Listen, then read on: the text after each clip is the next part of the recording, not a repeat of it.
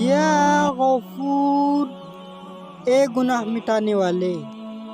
بیمار کو یہ اسم زعفران سے کاغذ پر لکھ کر 3 دن تک پلایا جائے۔ اگر بخار ہو تو 7 مرتبہ روشنائی سے کاغذ پر لکھ کر مریض کے گلے میں ڈال دے، شفا ہوگی۔ اگر زبان بند ہو گئی ہو تو اس اسم کے ساتھ سید الاستغفر اللہ لکھ کر مریض کو پلائے۔ سید الاستغفر اللہ کا ورد خاتمہ بخیر کے لیے، مال و دولت میں برکت کے لیے، تجارت میں ترقی کے لیے بے حد مجرب ہے۔ اگر 7 مرتبہ پانی پر دم کر کے باغ کے تمام پودوں میں چھڑک دیا جائے تو درخت پھلوں سے بھر جائیں گے۔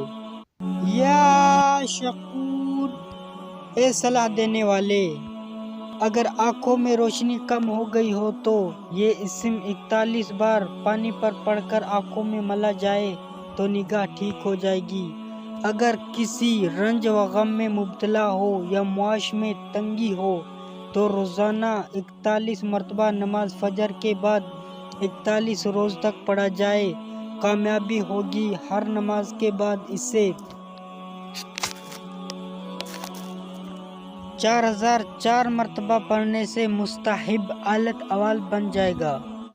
یا علیو، اے اونچے، عزت و حرمت کی بلندی کے لیے، بچے کو جلد طاقتور بنانے کے لیے، سفر سے بخیریت واپسی کے لیے، حصول دولت کے لیے، اس کے علاوہ و دیگر مقاصد کے لیے اس کا تعویذ بنا کر گلے میں ڈالا جائے اور 11 دن تک ہر نماز کے بعد جس قدر ہو سکے اس کا ورد کیا جائے۔ جو شخص بیوی کو تابع کرنے کی غرض سے اسے 1100 مرتبہ 40 روز تک پڑھے گا، اس کی بیوی اس کے تابع ہو جائے گی۔